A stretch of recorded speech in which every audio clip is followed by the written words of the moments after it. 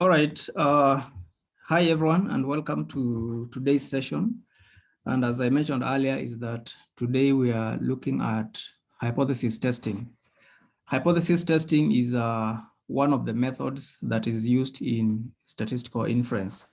The other method that we are not discussing today is confidence intervals, or the use of interval estimation. So basically, we would like to start by understanding the concept itself of what is hypothesis testing, then what are the steps of hypothesis testing. Then we look at how to test hypothesis when we are dealing with one sample for parameters such as the mean and also the proportion. Then later on, we'll be looking at hypothesis testing when you have two samples. And we'll be looking at cases when you have, when you are testing hypothesis for the difference of mean and also for the difference of proportion. So to start us off, let's start by understanding the concept of an hypothesis. What is an hypothesis? What do you understand by the term hypothesis? And we can say that an hypothesis is an informed guess. Is an informed guess or claim about a certain parameter. It is an informed guess about the value of a certain parameter. I guess you know what is a parameter, and we say that a parameter is a numerical summary value coming from the population. Examples of parameters are things like the population mean. We also have other parameters like population proportion, population variance, and so on and so forth. So if you make a claim about the value of any of these and others, then we say that you have made an hypothesis. We're talking about informed. So it means that you are guessing or you are claiming from the point of information. You guess or you are guessing or you are claiming from the point of information. Of course, not from the point of ignorance. So what informs you? You can be informed by your experience. Maybe you have been working in a certain department for a long time, so you're able to make some very informed guesses, or from past research. You can use past research findings to inform your guess. So what you need to note that here is that you don't guess out of nowhere. You guess from the point of information. For example, I can guess or I can make a claim that the mean age of students in this class, I can make this claim from information is 22 years. I can make such a claim, assuming that I'm making that claim out of information. So this is the parameter that I'm talking about, the mean age of, when I talk about students, I mean all of them. So when I mean all the students, then that is my target population. So this is a simple example of an hypothesis. So when you make an hypothesis, then what follows after that? The hypothesis or the claim must be tested. So the claim must be tested. Because you cannot make decisions based on a claim like this before it is tested and verified whether it is true or it is not true. Because this claim, again, even if it is coming from experience, it can either be true or untrue. So you need to test it and check whether it is true or not.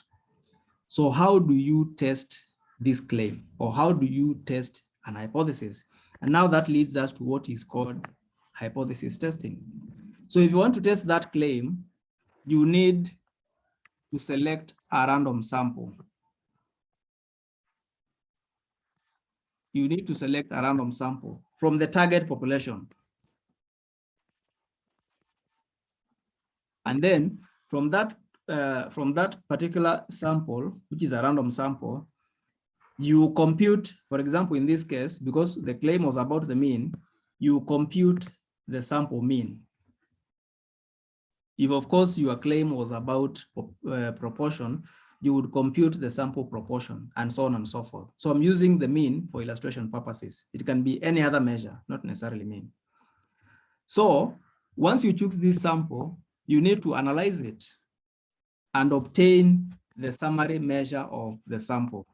From the sample, you will get a summary measure, a numerical summary measure. Say the sample mean.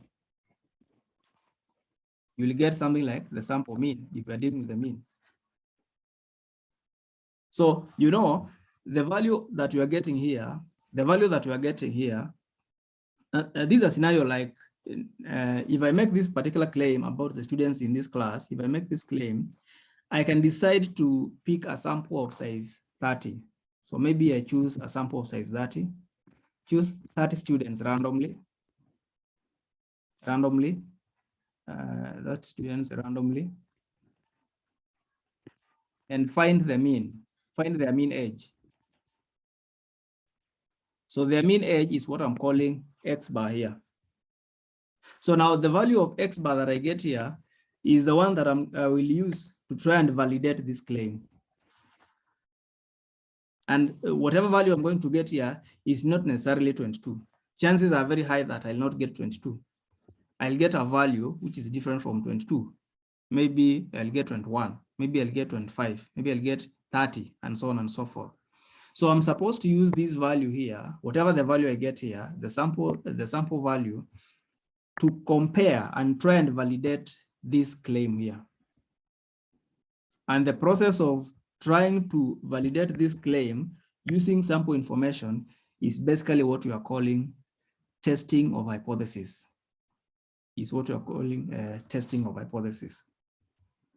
Okay. So basically, that's what we call testing of hypothesis in a nutshell. So the process of testing hypothesis has several steps. And the first thing that you need to do is to define some two hypotheses. There are some two claims that you start with. And one of them is called the null hypothesis. You start by defining what we call the null hypothesis. This is a good example. You make a claim like this. The mean age of students in the target population is 22, for example. Then once this hypothesis is denoted by H0 or H0. Then once you state that, you also need to state another hypothesis which in a way contradicts the null hypothesis. And this is called the alternative hypothesis. Alternative hypothesis, which is denoted by H1. Which is denoted by H1. So just like the name suggests, it is the alternative of the first one. For example, if I claim that the mean age of students in this class is 22, an alternative hypothesis might be the mean age of students in this class is not 22, or is different from 22. Or you can say the mean age of students in this class is less than 22. So you can as well say the mean age of students in this class is greater than 22. Okay. Now, the objective, when we are testing a hypothesis, the objective is to collect enough evidence. The objective of testing a hypothesis is to collect enough evidence so as to reject the null hypothesis. And where do we collect this evidence from? You collect the evidence from the sample information. So once you make a claim, you go and look for evidence from the sample to come and reject, or with an objective of rejecting the null hypothesis. So once you make this claim, for example, that the mean age of students in this class is 22, which is of course a very informed statement because of your experience and past records, you need to collect evidence from a random sample to try and invalidate this claim. If you manage to get enough evidence to reject that claim, so because it means that if you reject this claim, then you are picking this. If you reject the null hypothesis, it means that we say that the test is significant. We say that the test is significant. Okay. Otherwise, if you are not able to reject, or if there's no evidence or sufficient evidence to enable you to reject the null hypothesis, we say that the test is not significant. Okay. Now, in the process of collecting this evidence or rejecting the null hypothesis or otherwise, you are prone to making an error in two different ways.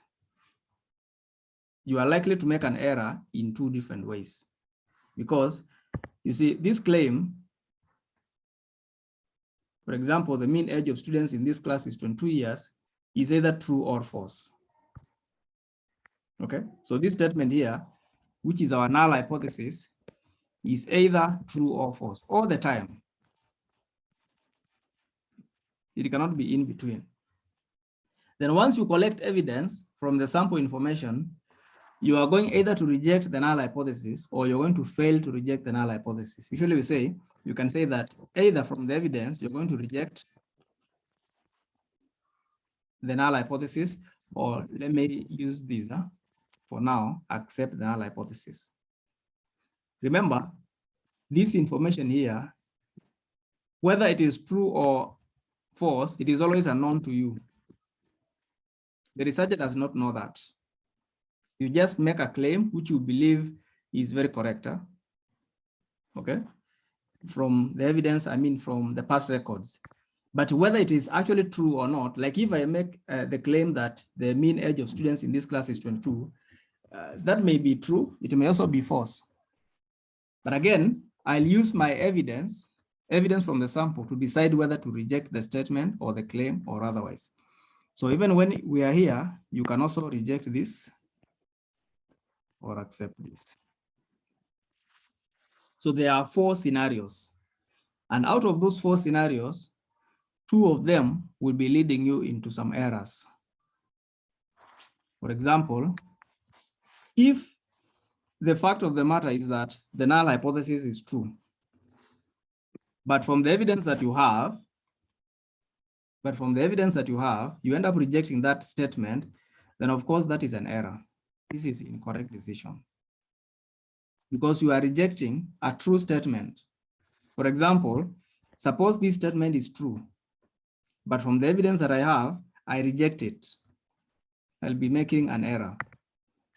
Okay, then here, if the statement is actually true and you accept it, this will be correct decision.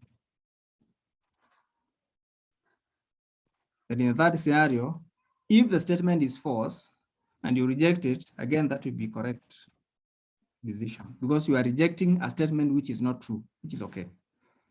And finally, if you accept a statement which is false, this will be incorrect. So when you are testing hypothesis, you run the risk of making an error or making the wrong decision in 2 ways. The ones indicated here and the one indicated here. That is, you incorrectly reject a true null hypothesis, or you incorrectly accept or fail to reject a false null hypothesis. In the first scenario, we say that you have committed type 1 error. And in the second case, you say that you have committed type 2 error.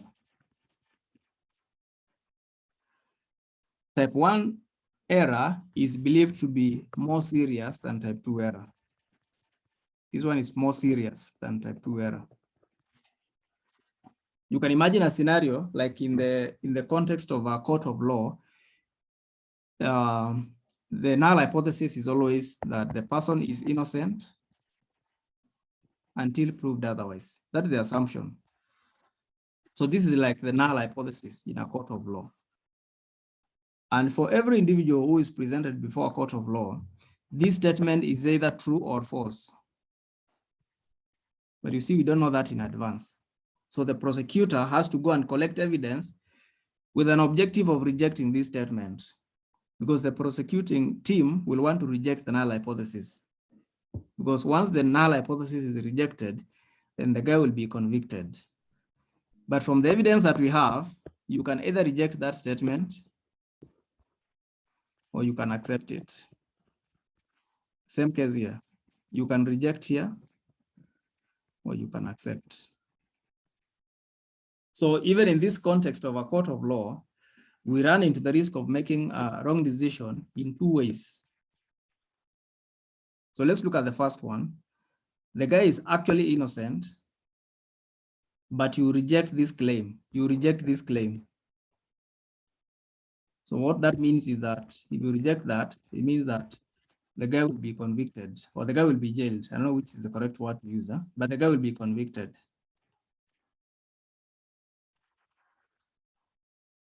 The guy will not be set free. In the second scenario, if the guy is actually, it is true that the guy is innocent, and the court of law accepts this statement, so declares the person innocent, then this will be correct decision. So in this case, the guy will be set free. We use this word. The guy is set free. In the third scenario, suppose this statement is not true for the person. Okay. It is not true for this guy. But now, the court of law rejects this statement. It means that if this is rejected, the guy will be convicted. And this will be a correct decision, right? This will be a correct decision. Because you will be convicting a guy who is not actually innocent. Okay. Then finally, I know there is a change of order from the first illustration. Then in the last case, if the guy is actually not innocent, but the court of law concludes that the guy is innocent or accept that the guy is innocent, the guy here will be set free. But this will be incorrect decision, because you are setting free a guy who is actually not innocent. So in the first case, if you reject this statement, so this will be a wrong decision here. And this will be correct decision. Okay. So you notice that in the first case, we have what you are calling the type 1 error here. Type 1 error there. Okay. Then, so this is correct decision. So this is now type 2 error. Type 2 error. And we're saying that type 1 error is more serious than type 2 error. I don't know what you think, but if you convict an innocent person, then that error is more serious than if you set free a guilty person. Okay, so that's the argument. Type 1 error is more serious than type 2 error. But the good news is that this type 1 error here is under the control of the decision maker. It is under the control of the decision maker. In other words, the decision maker is the one who decides how much of type 1 error he or she is willing to tolerate in the decision making. Type 2 error is not used in hypothesis testing, but it is used to obtain something called the power of a test. And power of a test is something which is beyond the scope of this class. Okay. Then some of the symbols that we'll be using are as follows. The probability of making type 1 error, that probability of making type 1 error will be denoted by letter alpha, the Greek letter alpha. And in the context of testing hypothesis, we call this probability, or alpha, we call it the level of significance. We call it the level of significance. That is a statement that we'll be using quite often. Actually, every time we're testing a hypothesis, we must mention this. Okay. So the most common levels of significance that are used in statistics, we have 5%, meaning that the decision maker is willing to tolerate 1 out of 20, one wrong decision out of every 20 decisions. Or you can have alpha is 10%, meaning that you are willing to tolerate 1 out of 10 wrong decisions, one wrong decision out of every 10 decisions made. Or you can have alpha is 1%, okay, which means 1 out of 100. In every 100, you make the wrong decision once. There are other values of alpha that can be used, but these are the most commonly used values of alpha. By default, you use alpha is 5%. This is the most recommended level of significance. But of course, if you are told to use 10%, you will use 10%. If you're used to use any other percentage, you use the other percentage given. Sometimes these percentage values are given in terms of decimals, like this would be 0.001, sorry. Yeah, 0.01. And then this will be 0.1, and this will be 0.05. So you can see alpha is 0.05, alpha is 0.01, and so on and so forth. Now, type 2 error. So the probability of making type 2 error, the probability of making type 2 error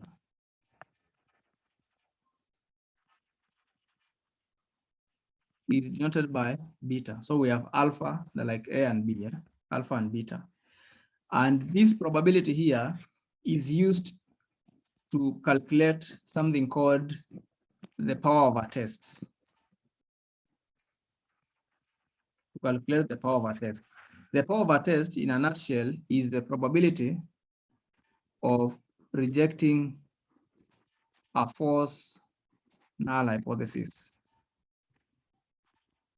It is the probability of having enough evidence to reject the null hypothesis when it's actually false. So when you look at our diagram here, we are saying that this probability here will be denoted by beta. And this is now where the power of the test will lie. So clearly this will be given by, let me go back there. So the power of a test will be given by 1 minus beta. The power of a test is something that we may want to maximize because we want our test to be as powerful as possible. And this is a number between, the power is always a number between greater or equal to, it is between 0 and 1. And we know that these probabilities are also numbers between 0 and 1. So for the power to be very high, then of course, this beta here must be very small. In other words, the probability of making type 2 error should be as low as possible. But there's a problem somewhere because this beta and alpha, the probability of making type 1 error and type 2 error are inversely related. They are inversely related, meaning that as you decrease one of them, the other one increases. And of course, as you increase one of them, though usually we don't like increasing the errors, then the other one will be going down. So that tells you that if you want to fix type 1 error, you may be tempted to fix it at 0 because that means there will be 0 error. But the problem is that once you fix type 1 error at 0, then this guy here will be at maximum. So for example, if alpha is 0, then beta is maximum. So if beta is maximum, it means that the power of that test will be extremely small. The power of that test will be extremely small. So we like striking a balance between alpha and beta. And that's why we are saying that we recommend that level of alpha be 5. Sometimes we can use 10% and 1%. Those are some of the recommended levels of alpha. But the details of power of a test are not part of what we're supposed to cover in this class. But it's good for you to understand that we cannot set alpha to 0 because there are some consequences, some adverse consequences if we do that.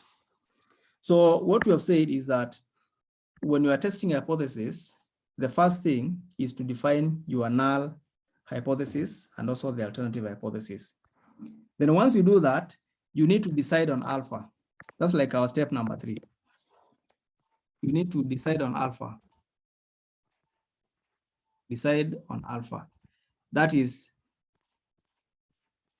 the level of significance. You decide on the level of significance. That is the probability of you making type 1 error. Okay, and we have mentioned that you can use 5% or any other value that is that is recommended. So once you know alpha, the next thing will be to partition the distribution of the statistic. You partition the distribution of the statistic into 2 regions. And you will find that in most of the cases, the distribution of the statistic will be a normal distribution. It will be looking like that. Whether you are testing for the mean or even for the proportion, the distribution of the statistic is something like what? Like X bar, P, etc. And when you are being introduced to sampling distributions, you said that, or you saw that the distribution of X bar is a normal distribution, of course, with some mean and standard deviation, which here we call the standard error. The same case with P, the proportion.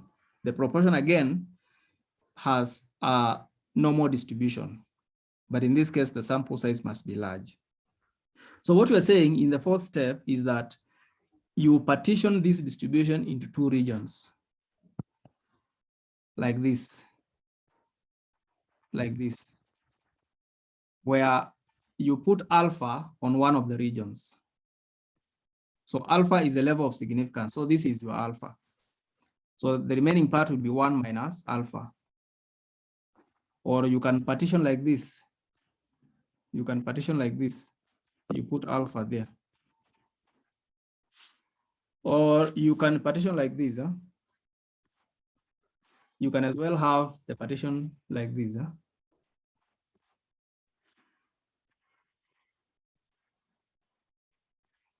You can partition like this. And then you apportion alpha to these 2 parts. So you have here alpha over 2 and here alpha over 2. Then once you partition alpha like that, you need to obtain, so it's like our 5th step here is check whether, I should have mentioned that these 2 regions here, the larger region here is called the acceptance region. And then the other part is called the rejection region. The same case here. So this is acceptance and rejection. The rejection region is also known as the critical region. So rejection or critical region. Okay. So those regions, the word acceptance here and rejection, they are in relation to our null hypothesis. They tell us whether to reject the null hypothesis or to fail to reject the null hypothesis. But how do you decide whether to reject or fail to reject the null hypothesis? Now, check where in the region, check where, that is in the region, check where the statistic falls.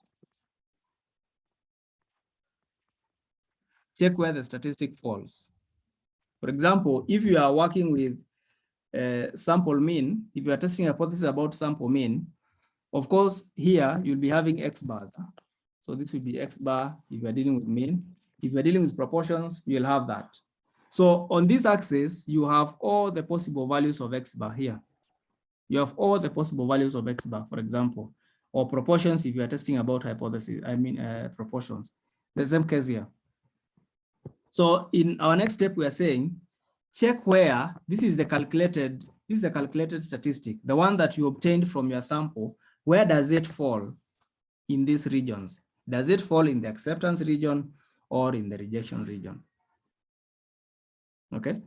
And the beauty of the normal distribution, and the distribution that we shall be considering here will be the normal distribution, is that you can convert this axis from X bar to Z.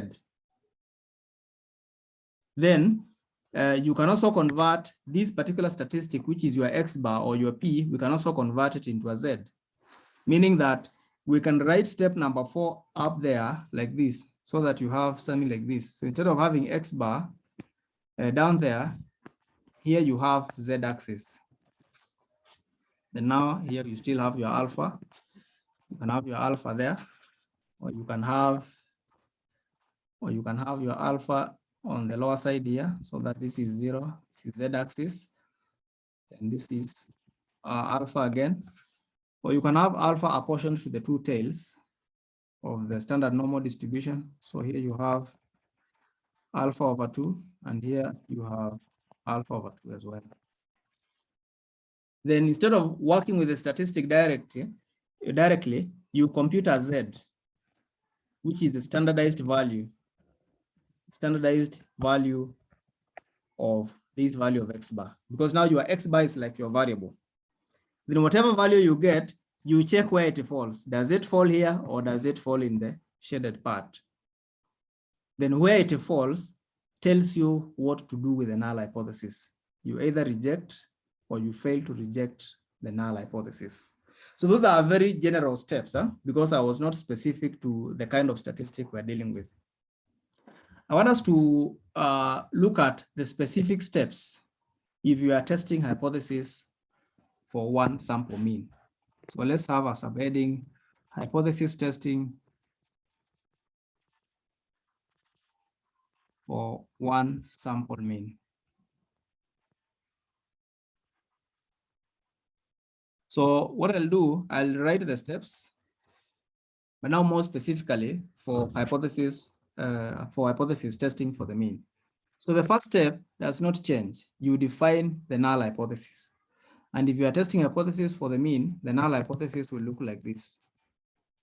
Mu is equal to mu naught, where mu naught is some hypothetical population mean. Hypothetical population mean. So hypothetical means the claimed value of the population mean, the guessed value of the population mean. For example, from our initial guess, we can say that H naught, that mu is equal to 22. So in this case, mu naught is 22. That is our claim, the claimed or the hypothetical population mean. So that's the first step. The second step, after you define the null hypothesis, of course, is to define the alternative hypothesis. And there are 3 possible scenarios. And these scenarios, they depend on the wording of the problem. They depend on the wording of the problem that you are solving. So that means that you have to read the question between the lines for you to understand what actually is required. So in some cases, you will have the null hypothesis looking like this, that mu is greater than mu naught. So this means that you are claiming that the sample that you are dealing with comes from a population whose mean is greater than mu naught.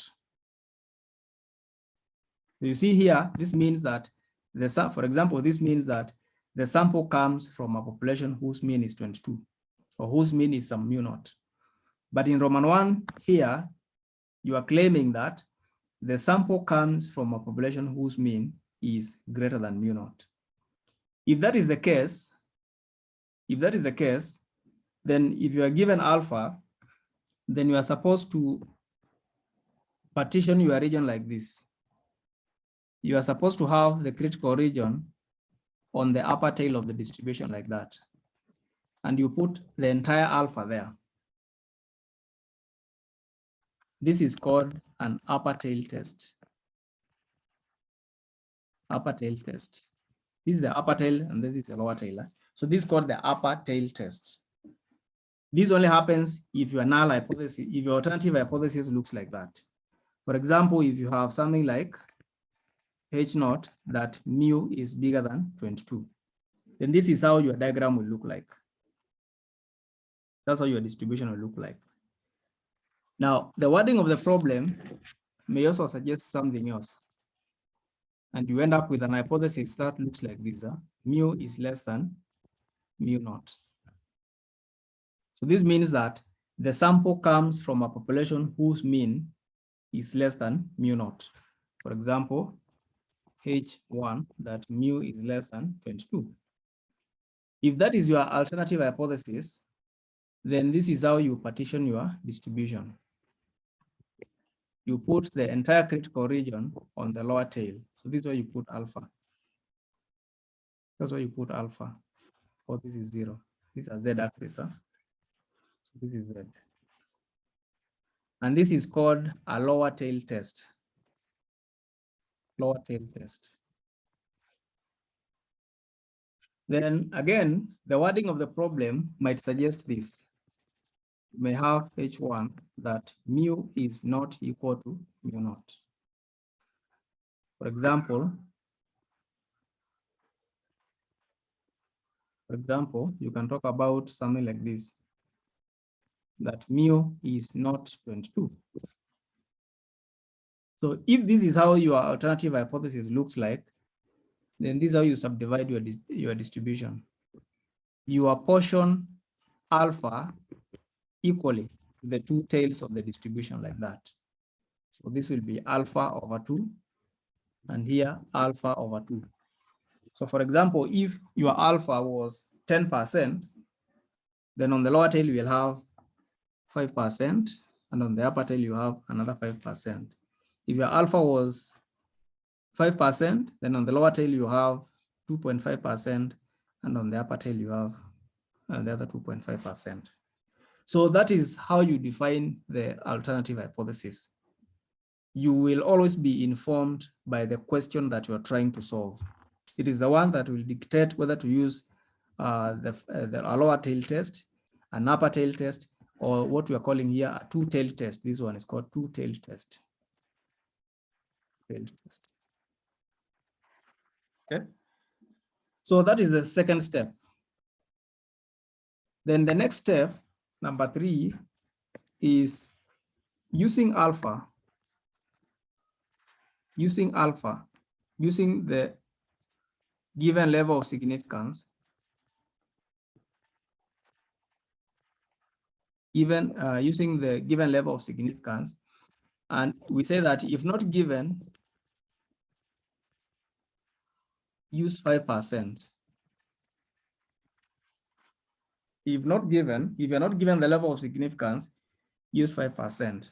So using the given level of significance, obtain the critical value, of Z, and define what you're calling the critical region, critical or rejection region.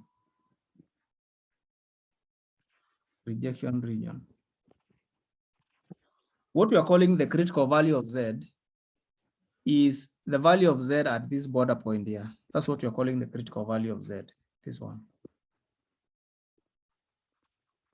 So you need to get this value of Z here.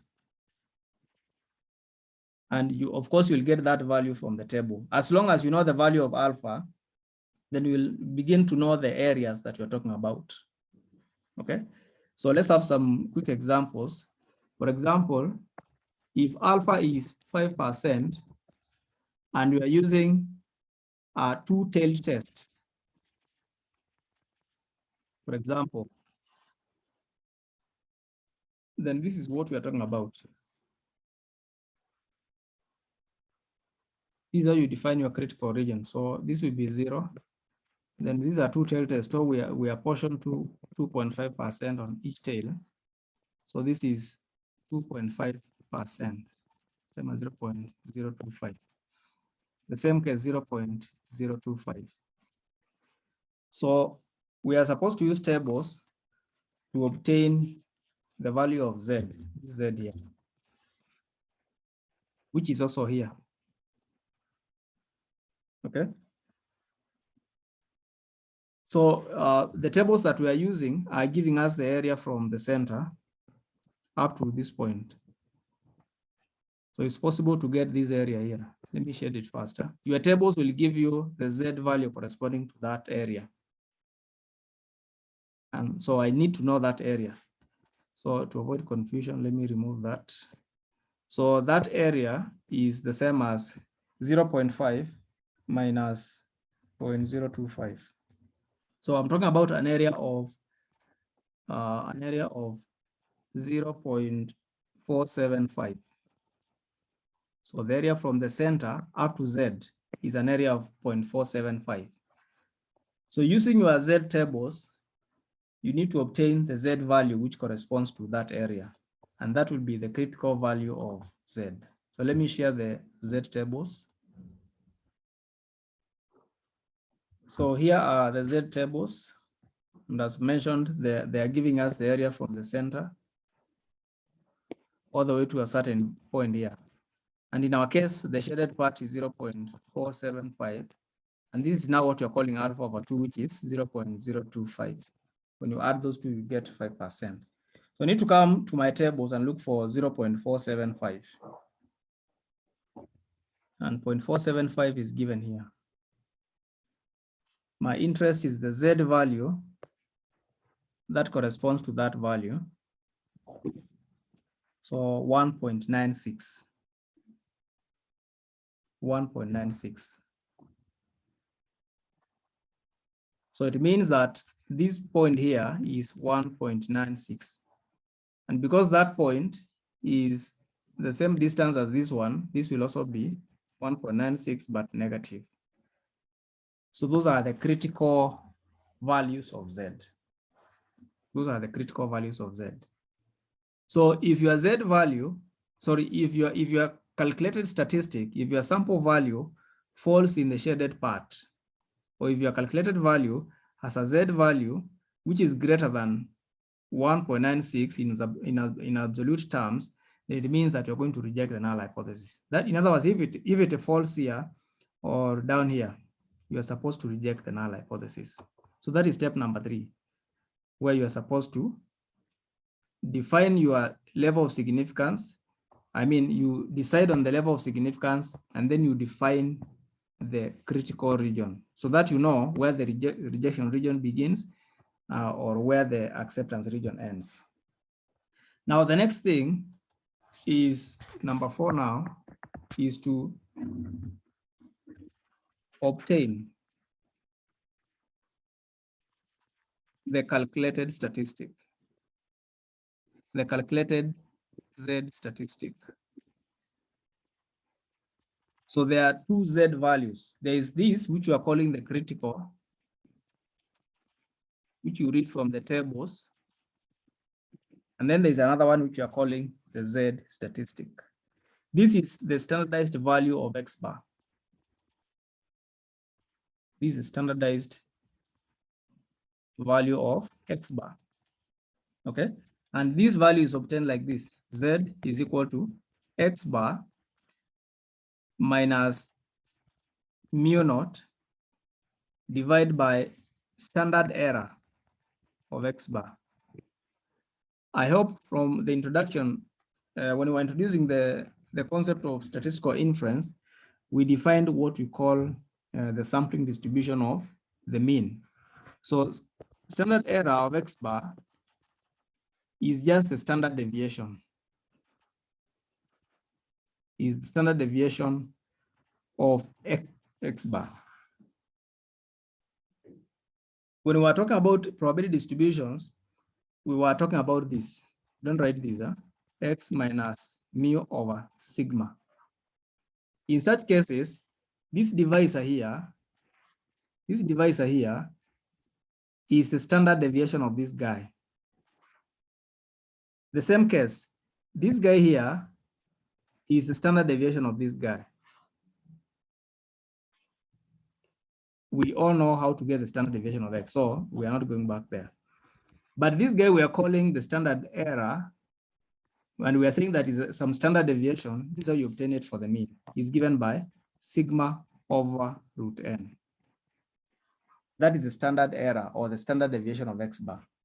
Sometimes when sigma is not known, you use S over root n.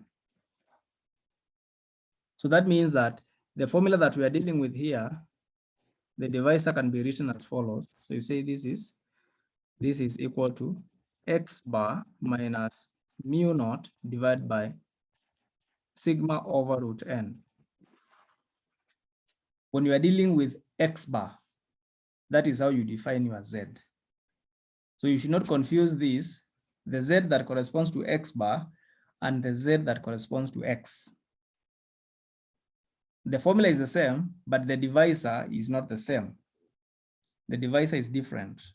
The divisor is different because in the context of X bar, we call it the standard error, though we know it's some standard deviation. Okay. So once you obtain the calculated value of Z or the calculated statistic, after that, the next step is to make a decision. Make a decision. That is, you decide whether to reject H naught or you fail to reject H naught.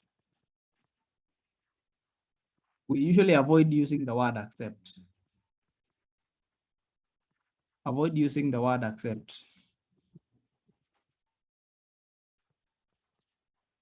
Because you are only making decisions based on the evidence that you have.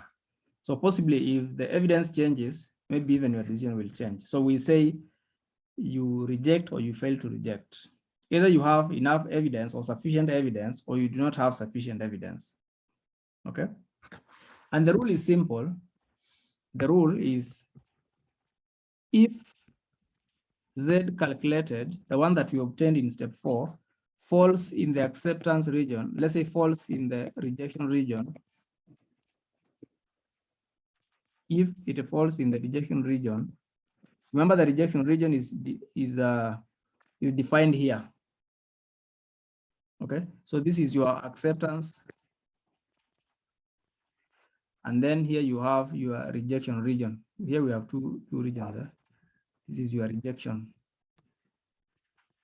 or critical region, even this one. Okay, so if your calculated value of Z falls in the rejection region, it means that you reject H naught. Otherwise, you fail to reject H naught. Fail to reject H naught. And that's basically the steps of, or those are basically the steps of testing hypothesis when you are dealing with one sample mean. Okay. I want to see if there are any questions before we look at an example. Now, before we look at the questions and the examples, those are the same steps that are used when you are testing a hypothesis for one sample proportion. So maybe quickly, we can say that in the case of proportions, we proceed in a similar way. So let's briefly talk about hypothesis testing. Testing for one sample proportion. One sample proportion. The only thing that changes is the symbols that are used. Because the symbols, and you need to check your notes or my other recording on Introduction to Statistical Inference. The symbol used for proportion is this. So P is used for sample proportion. We use that for sample proportion. Then we use pi for the population proportion.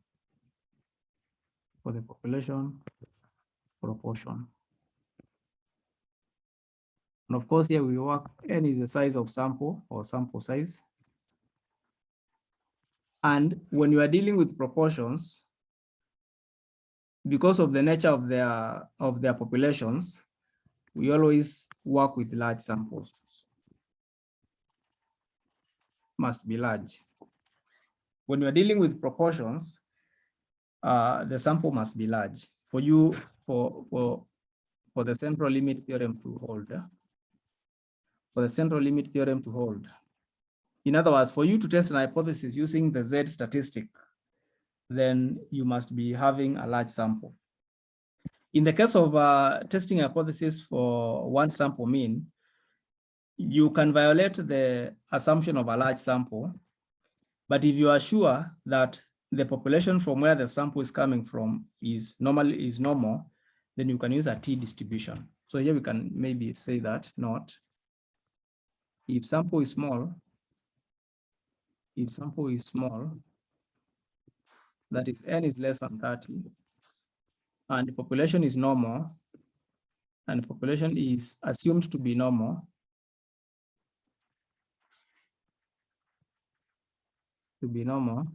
we replace Z with the T. Okay, so we replace the normal distribution with the T distribution. I think in our previous classes, we have looked at the characteristics of the T distribution, and they are quite similar. The T distribution is actually quite similar to the Z distribution. And we argue that when the sample size becomes larger, then the T distribution is exactly equal to the normal distribution. The formula of calculating the T statistic is the same. So it's X bar minus mu divided by S over root N. Well, of course, S is the sample standard deviation. Can be S or can be sigma. We'll be having an example. Okay, the other steps are, the other stories are the same. Okay, so here, this is how you define the null hypothesis. H naught, you can define it as pi is equal to pi naught, where pi naught is some hypothetical population proportion. So these are claimed proportion of the population. Okay. Then H1, there are three possibilities. You can have pi 1 is less than pi naught, or you can have what? Or you can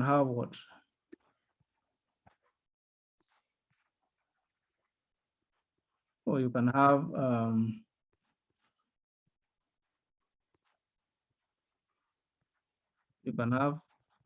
pi 1 is greater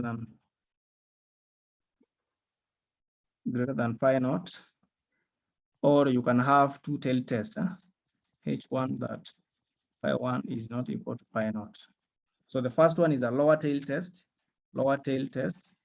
This is an upper tail test, and this one is a two-tailed test. Okay. Then after that, of course, we'll decide on alpha. Then you define your critical region. And then once you define your critical region, you need to obtain the test statistic. So the test statistic in this case will be Z, which will be P minus pi naught divided by standard error of P. And in this case, the standard error of P will be given by the value of pi naught, 1 minus pi naught divided by N, then take square root. So here you work with the hypothetical value to obtain the standard error. Okay. So it means that you can bring that guy here, and then you have P minus pi naught divided by square root pi naught 1 minus pi naught divided by N. This is similar to PQ over N. It is similar to that, because we know that P plus Q is equal to 1. If you recall the binomial distribution, meaning that Q is 1 minus P. So when you talk about PQ, is still the same as P into 1 minus P. So it's the same.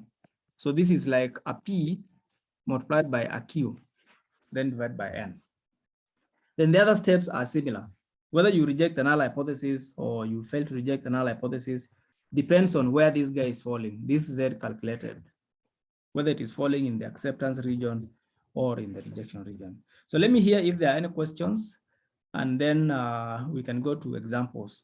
Once we are done with the examples for one sample, we'll just proceed to the scenario of two sample tests without much details, because the concept is just the same. We just need to know how do we get the Z, or how do we obtain the standard error when you have two samples. So let me see if there are any questions. So let's have a look at this example. This example is coming from your notes, where you are told that a sample of 100 fluorescent light tubes from a certain company has a mean life of length of 20.5 hours. It's 20.5 hours, and a standard deviation of 1.6 hours. It's 20.5 hours. So that is the sample mean. That sample has a mean of that, and the same sample has a standard deviation of 1.6 hours. Then you are told to test at the 5% level of significance. So that means your alpha is 5%.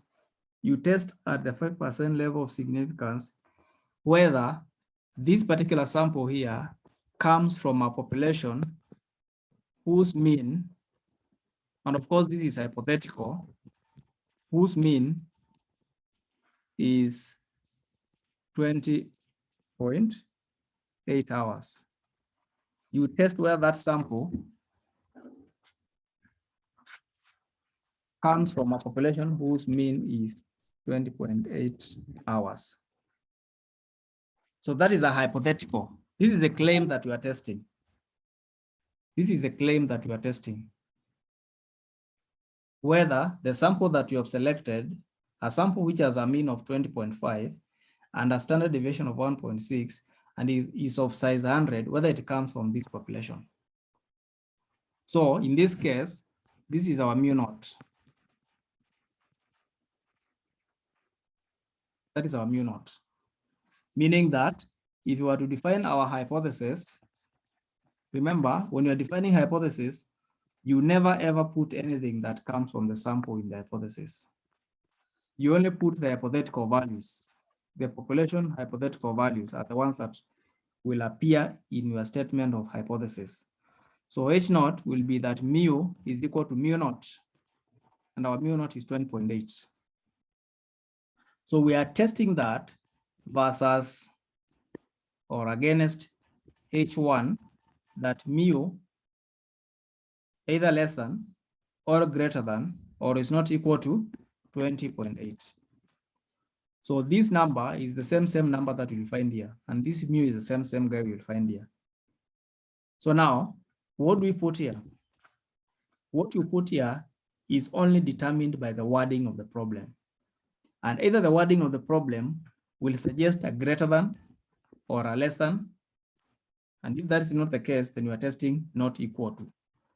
If you look at that question, there is nothing to suggest that we are testing whether the particular sample comes from a population whose mean is greater than 20.8. There's nothing.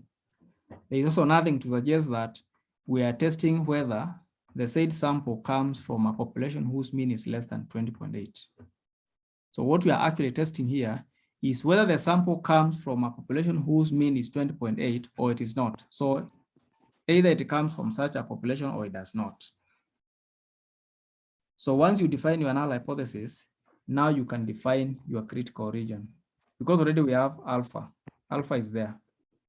So if that is your alternative hypothesis, then you will have a two-tailed test. So alpha will be apportioned to the two tails like that. Okay. And alpha being 5%, we need to take alpha over 2 on each side. So this will be alpha over 2, which is 0.025. And this is also alpha over 2, which is 0.025. I think we did this earlier on. So once you define your regions like that, you need to say this point. This is your Z critical.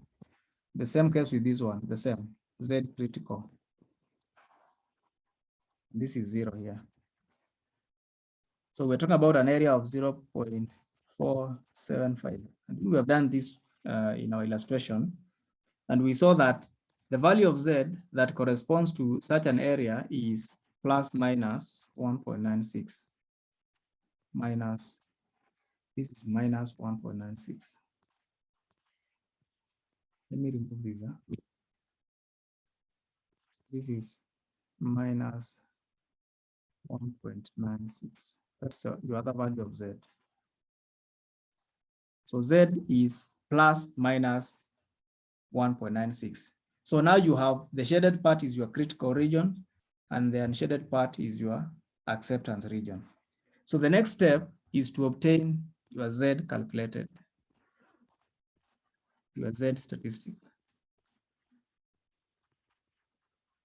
And this will be given by X bar minus mu naught divided by standard error of X bar.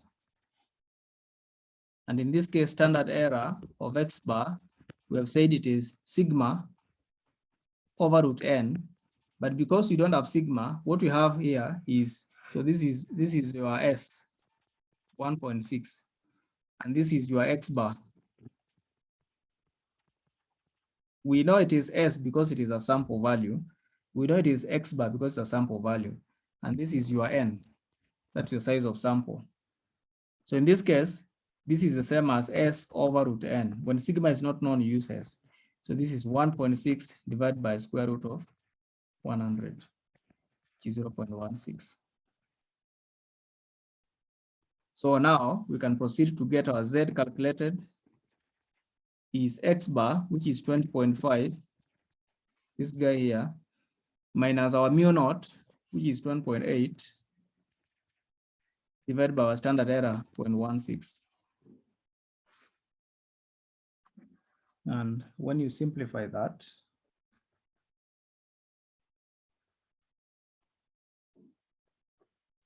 you get minus 1.875. So that is your Z calculated. I want you to remember that this value here is just another version of this guy. It's just another version of X bar. So you want to see that this version of X bar, whether it falls in the acceptance region or in the rejection region. And if you take this value and then you try and bring it to this diagram here, you'll find that it falls somewhere here. Where does it fall? It falls somewhere here. Somewhere there, minus 1.875. It falls somewhere in the acceptance region. So the calculated value falls in the acceptance region. And that is what you conclude by saying. So you conclude there by saying, you start by writing that, you say that Z calc, which is minus 1.875, falls in the acceptance region.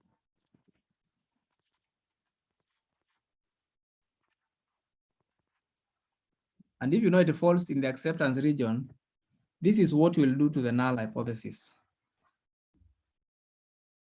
That is what we'll do to the null hypothesis. So that means that we fail to reject the null hypothesis. We fail to reject the null hypothesis. The null hypothesis. The null hypothesis says that mu is 20.8. We fail to reject that claim in favor. So we cannot reject it in favor of H1, that mu is different from 20.8 at the 5% level of significance.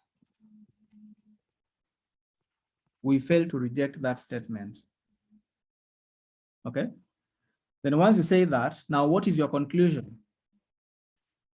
Because that is the decision. What we have done here is making a decision. We have made a decision that we are failing to reject the null hypothesis. So what is the conclusion? The conclusion is that there is no sufficient evidence there is no sufficient evidence. We do not have sufficient evidence to reject the claim that the sample, comes from a population whose mean is 20.8 hours. That's the conclusion. We do not have sufficient evidence to reject the initial claim that the sample comes from a population whose mean is 20.8 hours. In other words, it's like we are claiming that the sample mean that we have obtained here, this one, is not different from this in a significant way. So 20.5 and 20.8 are not different in a significant way. So if they are not different, it means that that sample must be coming from a population which has this characteristic of mean being 20.8 hours. So that's how you conclude that. Okay. So other examples from the same problem, maybe you can have this. The same question.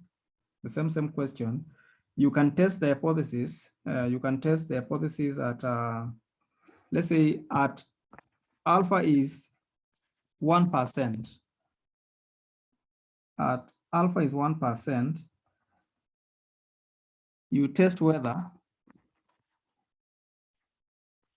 the sample comes from a population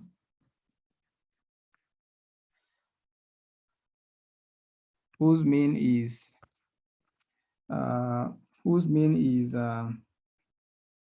less than 20.8 hours. So I'll use the same value, 20.8 hours. Huh? Okay.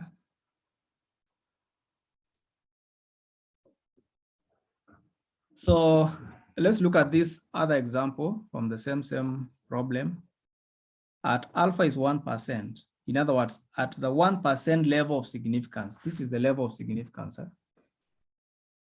You test whether this particular sample is coming from a population whose mean is less than 20.8 hours. So again, just like we saw in the first case, this is the hypothetical population value or population mean. Actually, we are told population whose mean. So it's some hypothetical mean, mu naught. So that is the guy that will be appearing in our statement of hypothesis. So H naught will be mu. It will be similar to what we saw earlier, 20.8. So we are testing that against what? We are testing that against or versus H1. We shall have a mu, we shall have a 20.8. But the question is the one that will guide you. We are testing this. Does the sample come from a population whose mean is? So here you put less than 20.8 hours.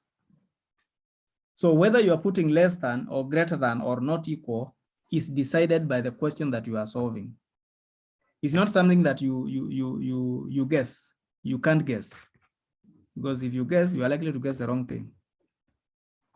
So once you define your alternative hypothesis, this tells you that we have a lower tail test. It means that your critical region will be on the lower tail like that. So this is what tells you. In our other scenario, it was shaded both sides because we have this not equal sign. So it's both sides can either be greater or less. But in this case, we are not interested in whether it is greater or less. So in our case, we put here alpha 1%, same as 0.01. Okay.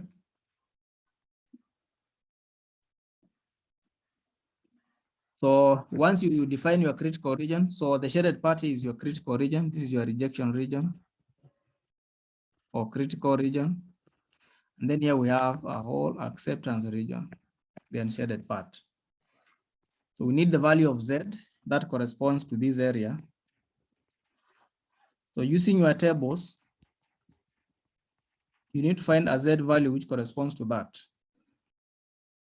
If the shaded part is 1%, it means that the area from that point to this point here is 49%, because we know from 0 all the way to minus infinity is 50%. So if the lower tail is 1%, the remaining part must be 0.49 or 49%. So we need a Z value which corresponds to that probability or that area. So I'll be revisiting the Z tables. Then we read out the value of Z. So here are the Z tables. We are looking for an area of what? 0.49, the lower side. So it looks like this is 48. This is 48. So 0.49 is somewhere between these two, because that is a 0.4. This is 48.98%, and the other one is 49.01%. Usually you pick the one that is closest. So I'll go for this because we don't have the exact value. So you go for the one that is closest. So I'll pick a Z value of 2.33 is the closest value. I know it is slightly above, but that's the nearest we have as far as the tables are concerned. Okay. So since our value is on the left-hand side, this will be minus 2.33. That's our critical value of Z. That's our critical value of Z, minus 2.33. And once you define your critical region, the next thing is to obtain your Z calculated. Z calculated. And I think we have already calculated it, so it's minus 1.875. We have already calculated it. As long as this value is the same, the Z value will not change. But if you have another question when you are testing whether the sample comes from another population or population with another mean value, then you need to calculate the value of Z. So in my case, I don't need to recalculate it. So I'll just come and check, where does this guy fall? Is it in the acceptance region or in the rejection region? So you check. And again, you'll find that it is in the acceptance region. And we are going to have a similar conclusion like the one we saw earlier. We're going to have a conclusion similar to what we saw earlier. Okay. So what I want you to try after class is that you repeat this example, 3, and now you use alpha is 5% to test whether, let me see, use a level of significance of 5% to test whether the sample comes from a population whose mean is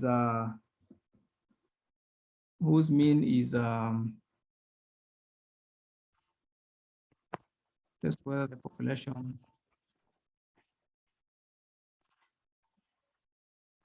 comes from a population. Sorry, I think I made a mistake. Test whether the sample comes from a population whose mean is, let's say, greater than, let me pick a, if I pick a nice value,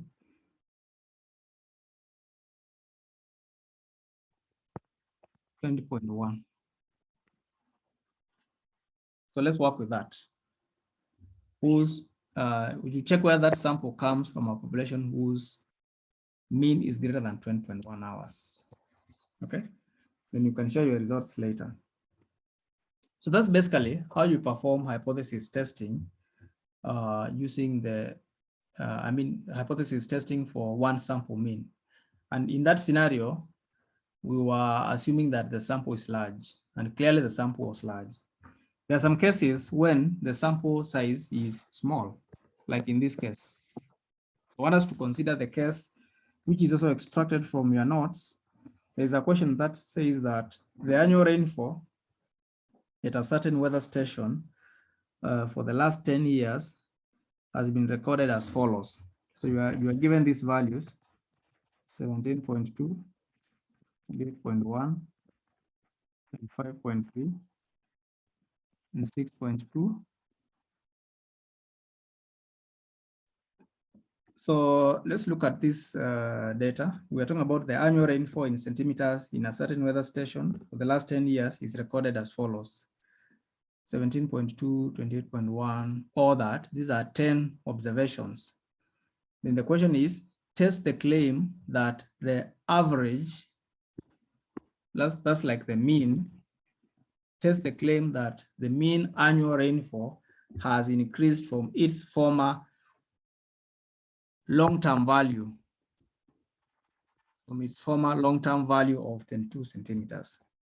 So this is the belief or the claim that the annual rainfall in this particular area is 22 centimeters. The mean rainfall is 22 centimeters. So we want to check whether that claim is supported by the data that is there or is invalidated. Now, what you notice in this example is that n is small. N is 10, is very small. Remember, we say that n is small if it is less than 30. It's a small sample. So if n is small, then we do not use Z. We do not use Z. Instead, we use T. We use T if we assume that this data comes from a normal population. If we assume that data comes from a normal population, then we use T. We can't use Z. Okay? But the steps are the same. So for this data, we need to obtain the summary values. We need to obtain X bar.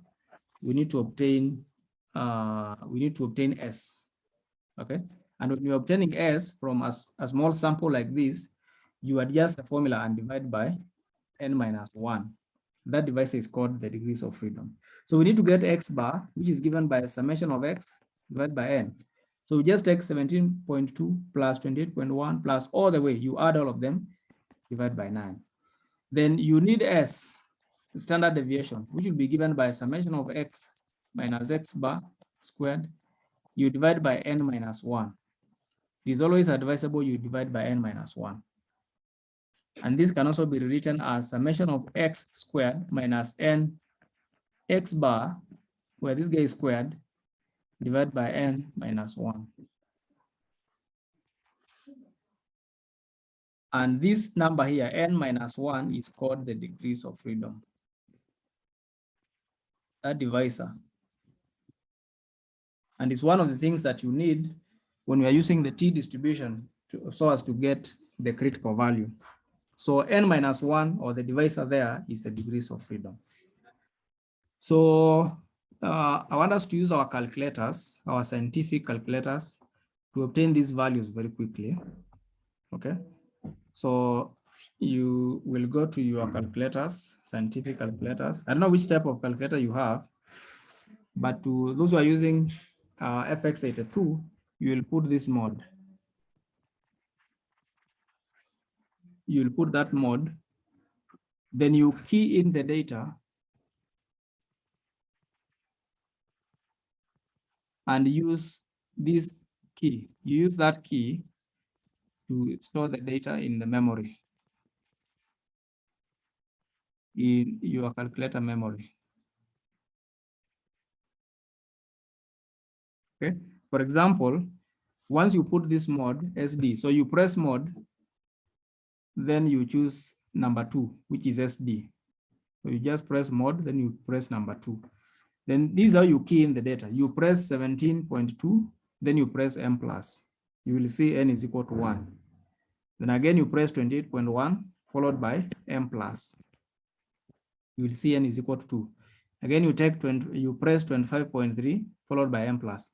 You do that for each of the numbers given here. You do that for each of the numbers here. So when you are done, you will see n is equal to 10. Now there's another group which is using a calculator where the mode is STAT, start. So once you do that, you just choose one variable. And then you will get something like this, where you have X.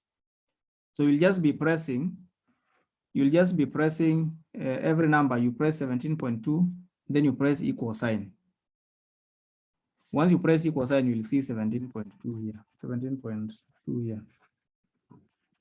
Then you press 28.1 followed by equal sign, 25.3 followed by equal sign.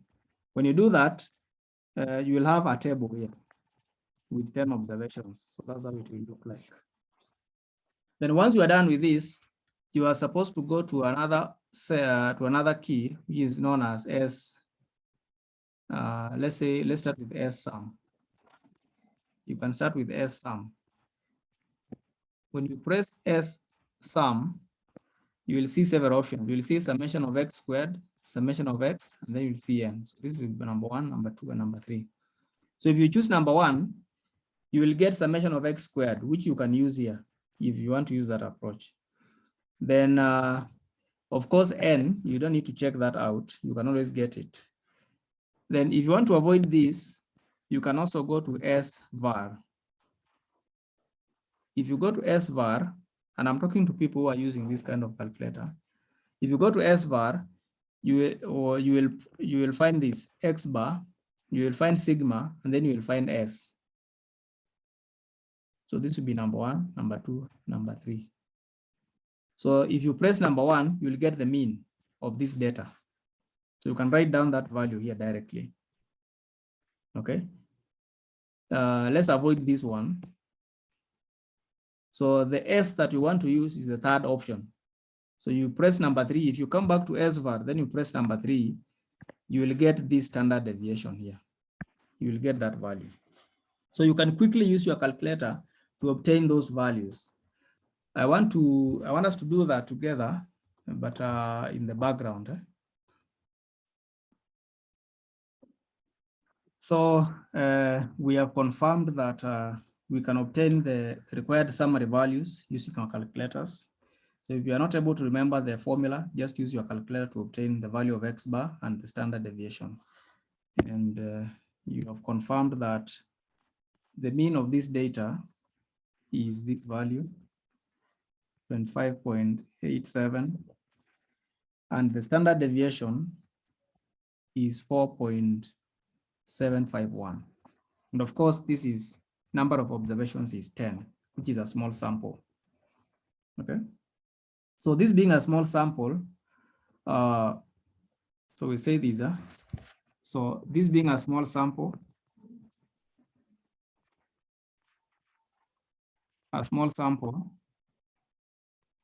we can start by assuming that the sample comes from a normal population. We can assume that, and then use a t-test. We use a t-test to test this hypothesis instead of Z. So t-test is for small samples. But the samples must be assumed to be coming from normal populations. The reason for that is in the central limit theorem. So refer to the central limit theorem, especially the second statement that we gave under central limit theorem, where we said that if the population is not normal, then for you to assume normality of the statistic, then you must use a large sample. But in the first statement, we say that if the population is normal, then irrespective of the sample size, we can always assume that the statistic, which in our case here is X bar, has a normal distribution, or we can use the Z. In this case, we replace Z with a T. So now the other steps are the same. H naught will be mu is equal to mu naught. In our case, mu naught is the claim that we are testing. And the claim that we are testing is this.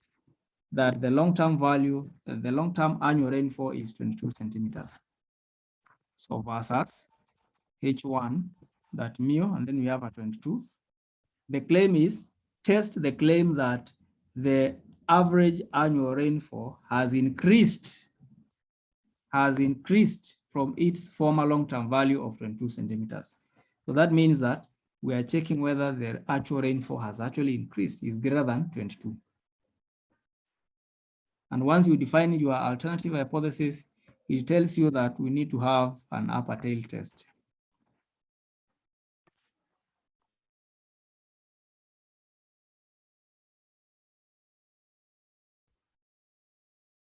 So we are going to have our critical region on the upper side like that. And we are going to put the entire alpha here. We are not going to divide alpha by 2. And what is the level of alpha given in this question? Since alpha is not mentioned, we said that by default you use 5%. You use 5%. And when you set that 5%, you need to get this value here, which you are calling Z. Now in this case, it will be a T, because we are saying that we're using T, not Z. But the shape of the T and the shape of the Z are the same. They are alike.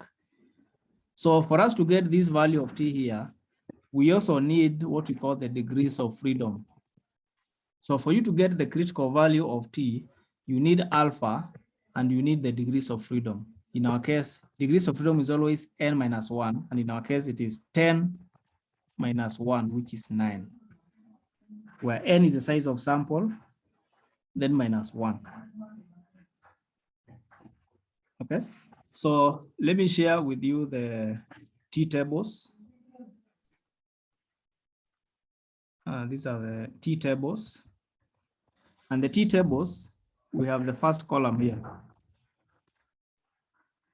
The first column here. And the first column here comprises of the degrees of freedom. So these are the degrees of freedom. Degrees of freedom. So this is n minus 1, all that. Usually, the T tables will continue up to around 30. You can forget about this. Huh? So the T tables will continue up to around 30, because once the degrees of freedom are 30 and above, then now you can switch from the T, you go to the Z distribution or to the normal distribution. So that's why the tables that we're using here are stopping at 20, which is very close to 30. Typically, they should go up to 30. Yeah? These ones are ending a little bit earlier. So this column here is for the degrees of freedom. Then the other columns here, the values given up here, these are the tail probabilities. Those are the tail probabilities. A tail probability is the shaded area here. That one is a tail probability. So that value can either be 0.4, can be 0.25, can be 0.1, can be 0.05, can be 0.025, and so on and so forth. It can also be on the lower side, because the properties of the T distribution are almost similar to those ones of the normal distribution. So the property of symmetry is also there. So this can also be your tail probability. Okay, so we rarely use a tail probability of 40% or 25%. So these columns will most likely will never be used. But sometimes you can use a tail probability. This is like an alpha of 10%. So actually these are the alphas. Huh? The tail probabilities are the alphas. These ones are the alphas. The alphas. Huh? So it's sometimes you use 10%, sometimes you can use 5%, you can use 2.5%, especially when you're using 5% two-tail, you can use 1%, and so on and so forth, half, and so on and so forth. Okay, so if you want to get the critical value of T, you need to know the tail probability and the degrees of freedom. In our case, the degrees of freedom are 9. You need to go to the row which contains 9 degrees of freedom, this guy here. So our critical value will be one of those. But now we also need to know our diagram looks like this. Huh? So we are testing at 5%. So we have set this one to 5%. which is the same as 0.05. So we need to come to the column which corresponds to 0.05, which is this column here. So what is your critical value of t? Where those two lines intersect. So this is your critical value of t in our question or in the problem we are solving. So as you've seen, we need the degrees of freedom, which is n-1, and the tail probability. The tail probability is either alpha or alpha over 2, depending on whether you are doing a two-tailed test or one-tailed test. So if it's a two-tailed test, the tail probability, like in this case, this will be alpha over 2, and here will be alpha over 2. So if you're working with alpha of 5%, then you'll be working with this column here, 0.025. Then we'll check the relevant degrees of freedom. So back to our question.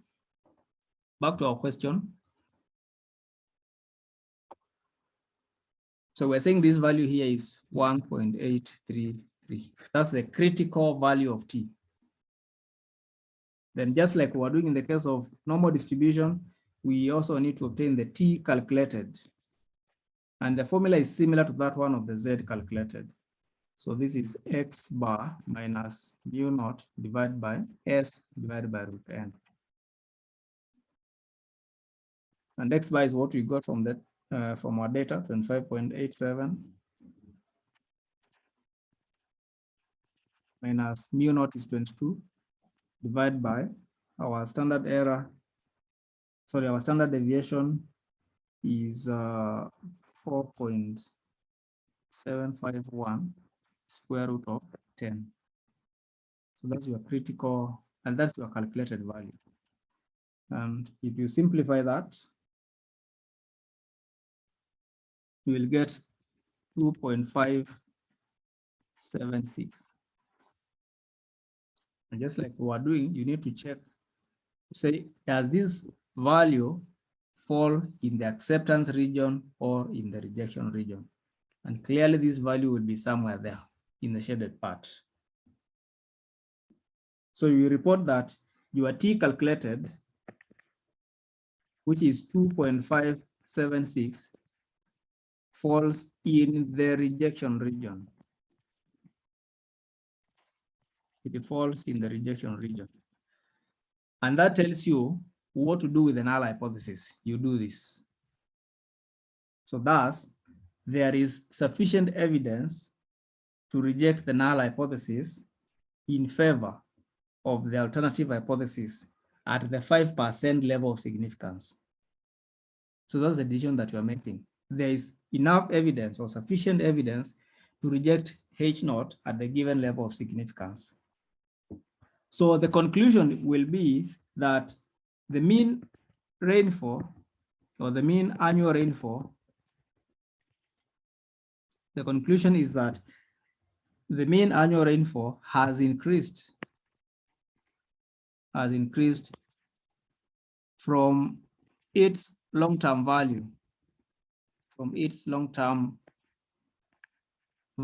of 22 centimeters. So there's evidence to suggest that the mean annual rainfall has increased from the long-term value of 22 centimeters. Okay, so that's how you test such an hypothesis. Okay, any question before we move on to something else?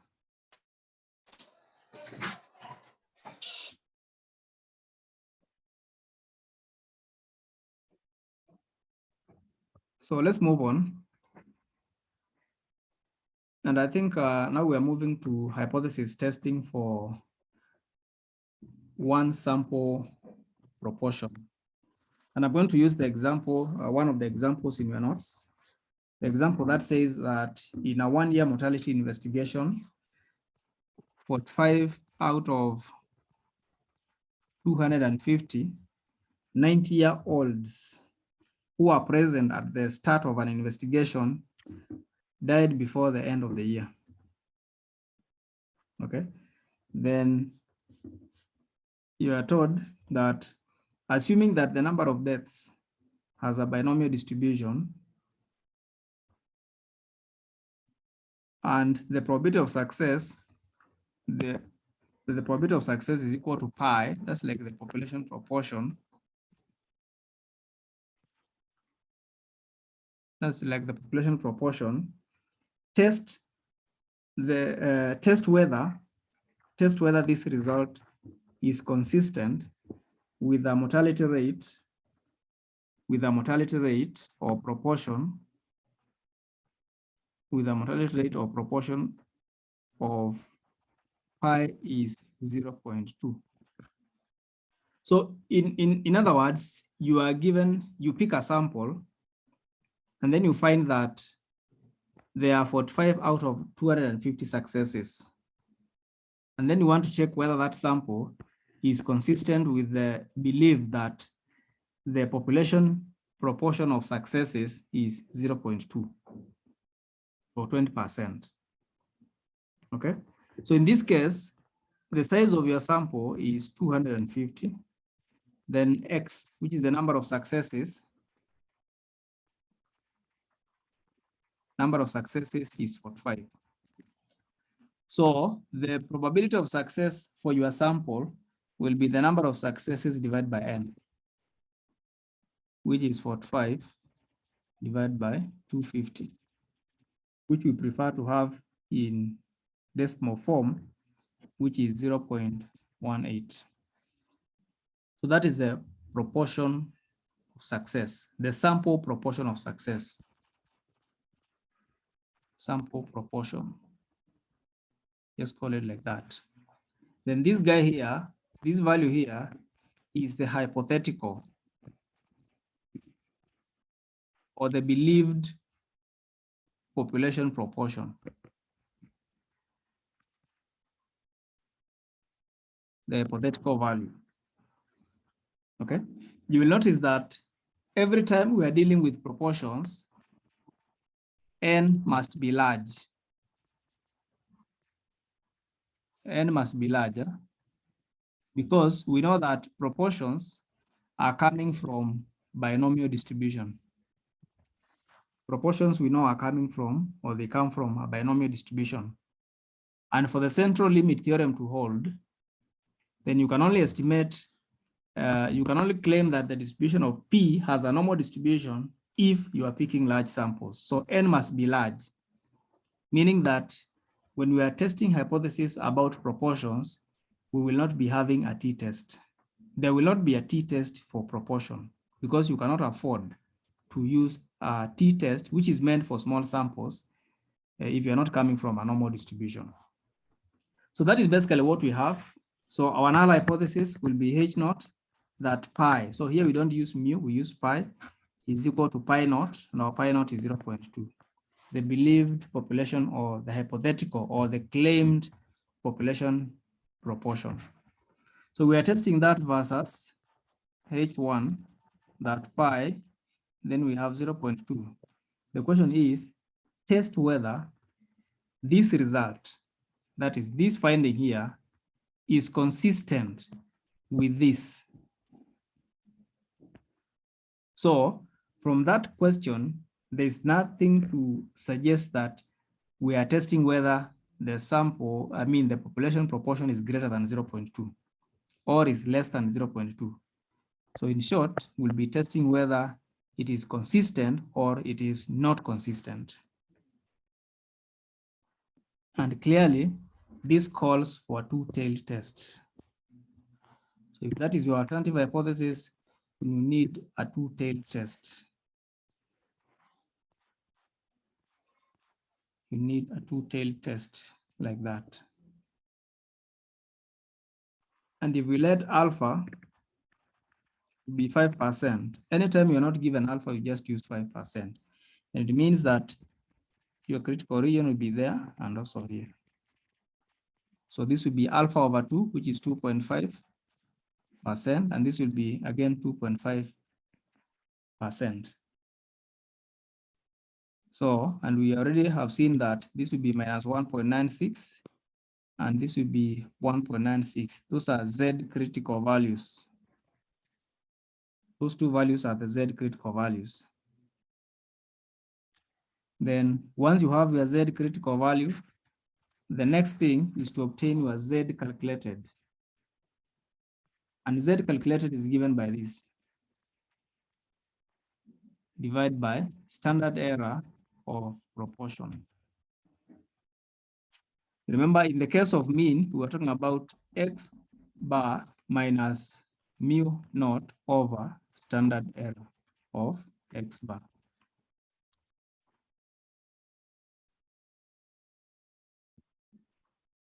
Yeah, so I was saying, in the case of Z, you are having Z is equal to X bar minus mu naught over the standard error. Okay, so where this guy here, this is the sample statistic. In a similar way, this is the sample statistic. Then this is the hypothetical value. The same case, this is hypothetical value.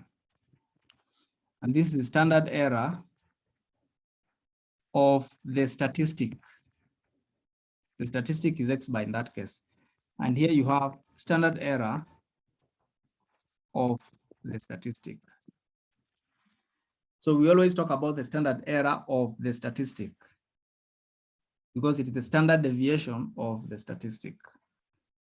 Okay, so now how do you obtain the standard error of P in this case?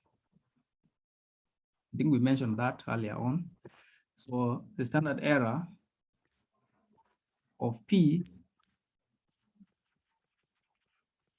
will be given by pi naught multiplied by 1 minus pi naught.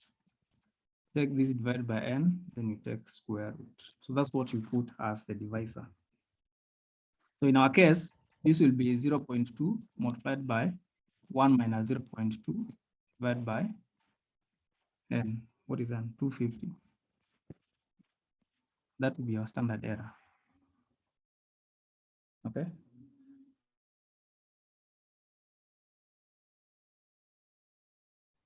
So in this case, you will not be allowed to use 0.18 here. You will not use 0.18 to calculate the standard error. You use the hypothetical value like that. Okay, so if we simplify this, I don't know what we get there, but our Z calculated will be now 0.18 minus 0.2 divided by the standard error that we are getting there. We just write it here, 0.2 and 0.8 divided by 250. So that's the Z calculated. And if you simplify this, you'll get 0.79. You'll get a Z value of minus 0.79.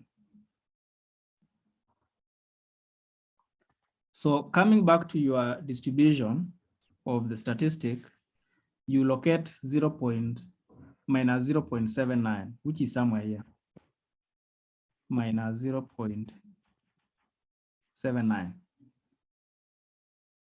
which is in the acceptance region. So the Z calculated falls in the acceptance region, meaning that we do not have sufficient evidence. We do not have sufficient evidence to reject the null hypothesis that pi is 0.2 in favor of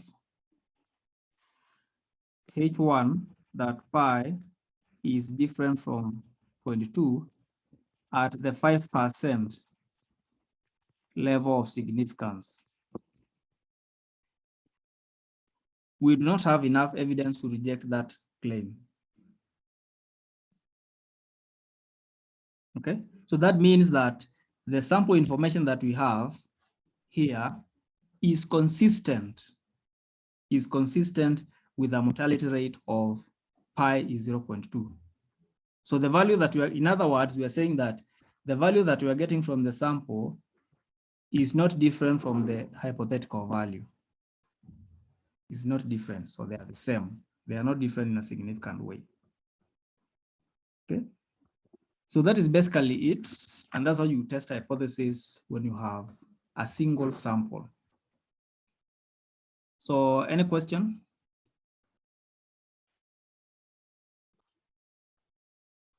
Okay. So let us briefly look at hypothesis testing in the context of two samples or two independent samples. And you notice that when you have, let's say that hypothesis testing,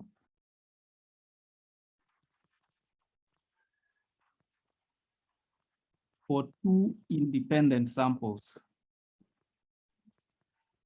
if the samples are not independent, something changes. Huh?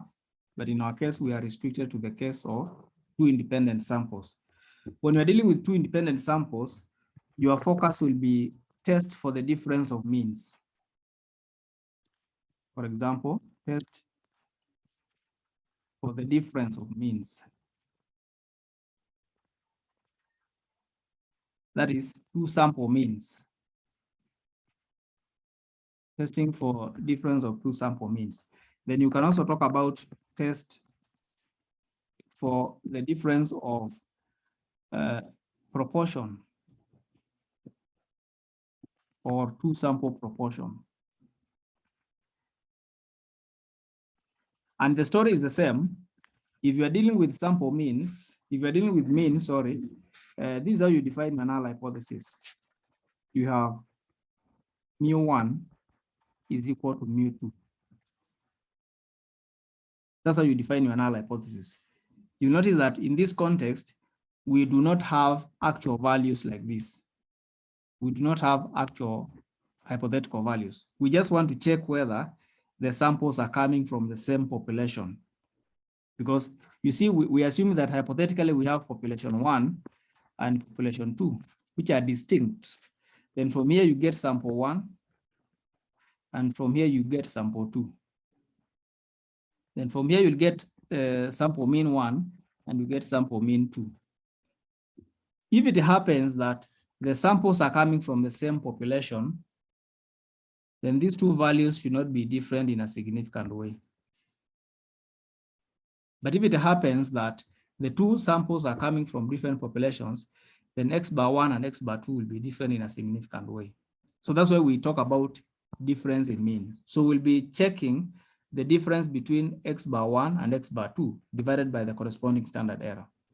But the null hypothesis will be having mu1 and mu2, or you can say H naught that mu1 minus mu2 is equal to 0, where of course mu1 is the population mean of the first population or just one population, and mu2 is the population mean of the second population. Okay.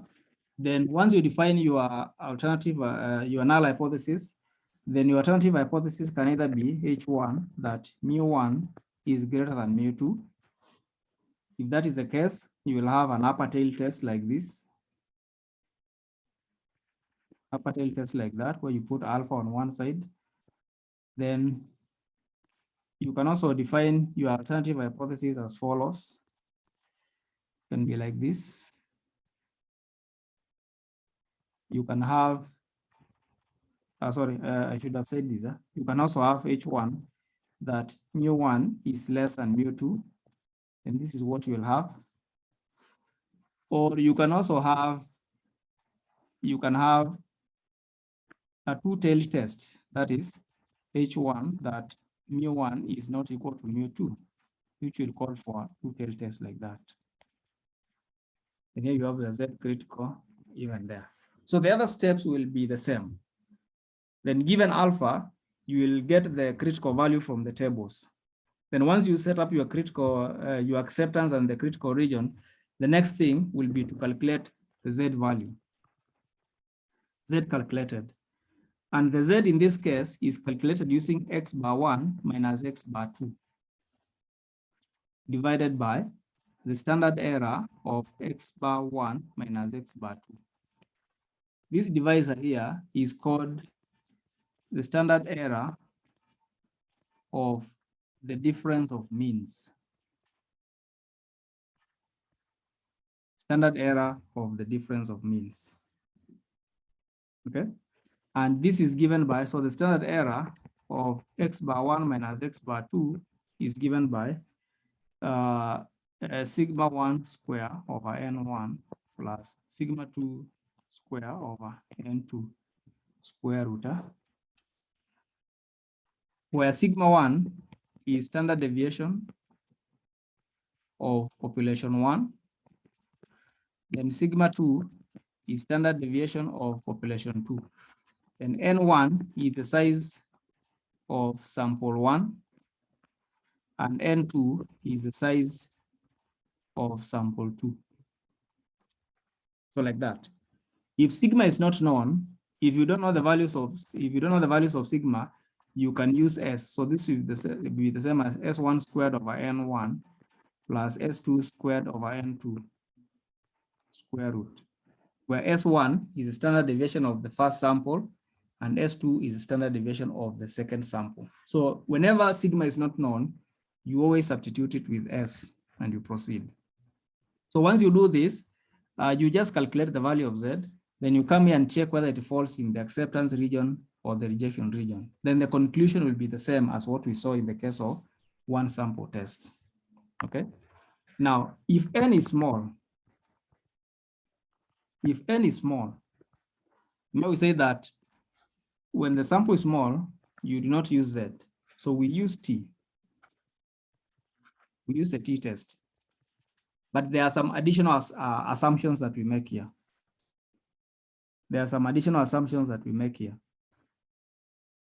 Okay. So the first assumption is that the samples come from a normal population. Let's say from normal population or normal populations, and that and sigma 1 squared is equal to sigma 2 squared. That is, population variances are equal. Population variances are equal. So we're assuming that the samples are coming from normal populations and the populations have equal variance. So for you to use T, you make those additional assumptions: normality and equality of variance. Okay. And then when you assume equality of variance, you compute. So here you use, then compute, you compute a common variance for the two samples. You compute a common variance of the two samples. This common variance is called the pooled variance. Technically, we call it the pooled variance. Okay. Which is given by S of P, which is now the standard deviation, or pooled variance. We can just have it like this. I prefer to work with the standard deviation like this. So this will be equal to,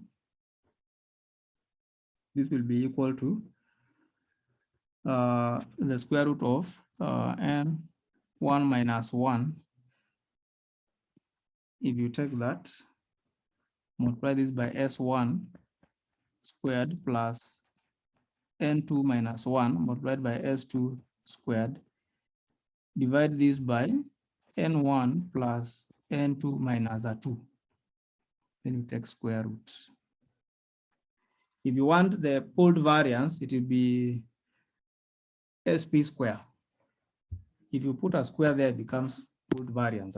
But now I'm working with the standard deviation of that. Okay. Then once you define your pooled variance or the common standard deviation, then you define your T as follows.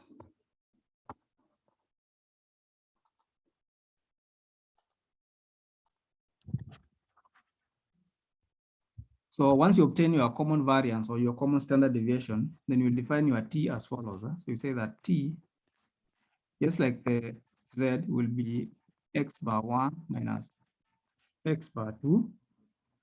Divide this by S of P,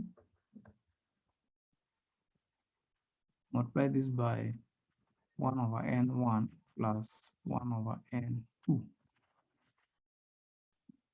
Sometimes you can write this one as x bar 1 minus x bar 2 divided by, if you want to put everything under root like this.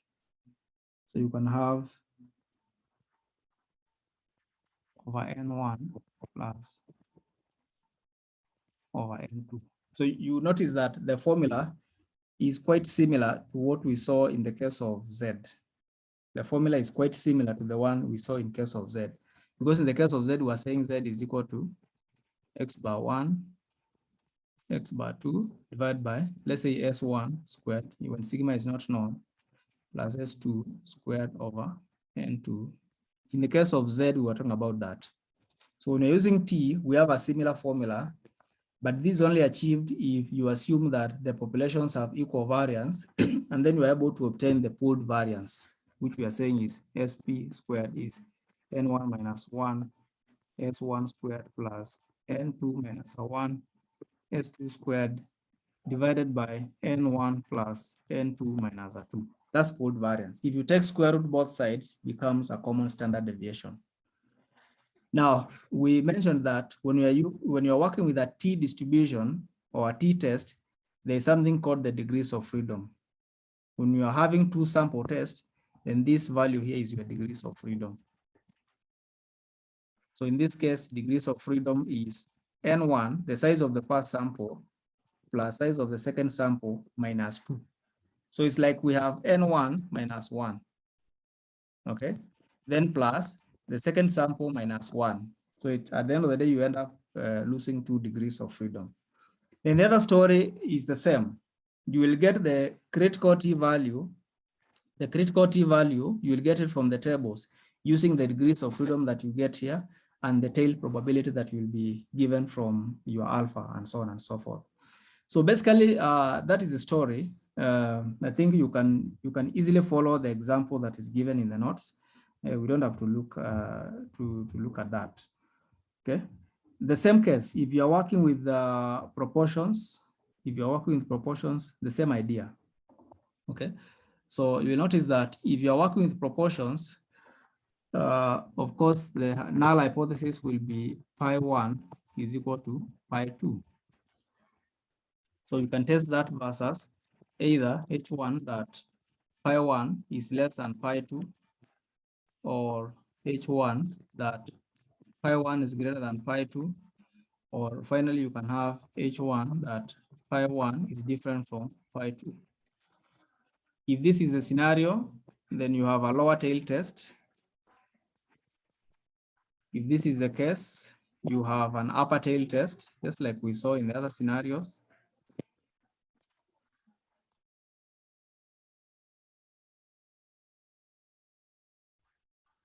And finally, if this is the case, you have a two-tailed test like that.